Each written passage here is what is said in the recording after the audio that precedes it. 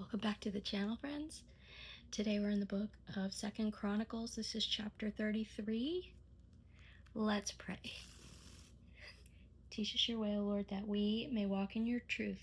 May everything I do and say today bring glory to your name. Manasseh was 12 years old when he became king, and he reigned in Jerusalem 55 years.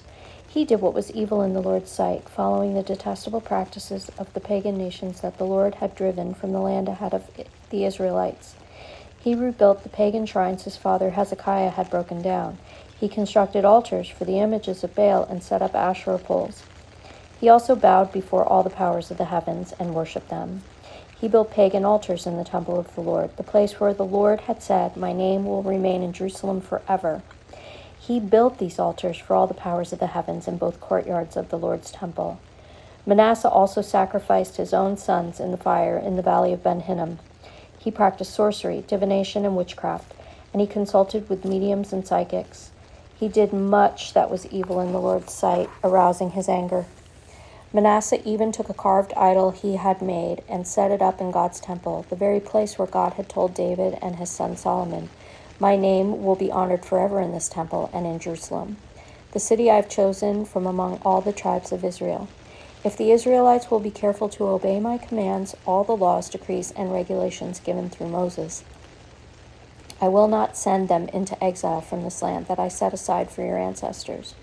But Manasseh led the people of Judah and Jerusalem to do even more evil than the pagan nations that the Lord had destroyed when the people of Israel entered the land. The Lord spoke to Manasseh and his people, but they ignored all his warnings. So the Lord sent the commanders of the Assyrian armies, and they took Manasseh prisoner. They put a ring through his nose, bound him in bronze chains, and led him away to Babylon. But while in deep distress, Manasseh sought the Lord his God and sincerely humbled himself before the God of his ancestors. And when he prayed, the Lord listened to him and was moved by his request. So the Lord brought Manasseh back to Jerusalem and to his kingdom. Then Manasseh finally realized that the Lord alone is God. After this, Manasseh rebuilt the outer wall of the city of David from west of the Gihon spring in the Kidron Valley to the Fish Gate, and continuing around the hill of Ophel. He built the wall very high, and he stationed his military officers in all of the fortified towns of Judah. Manasseh also removed the foreign gods and the idol from the Lord's temple.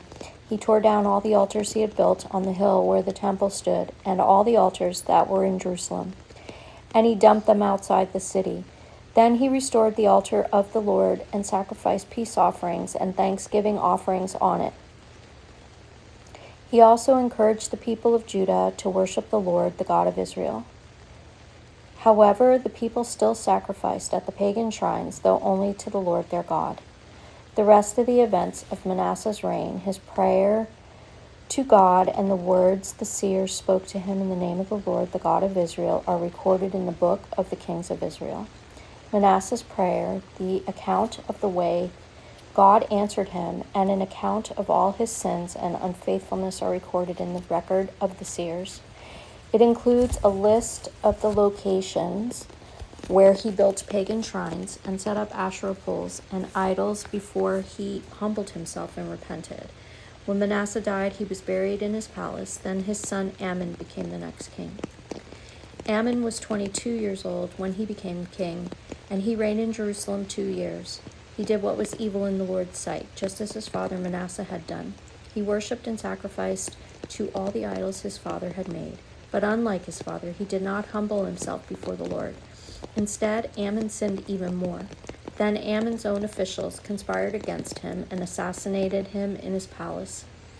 But the people of the land killed all those who had conspired against King Ammon, and they made his son Josiah the next king. May God bless the reading of his word.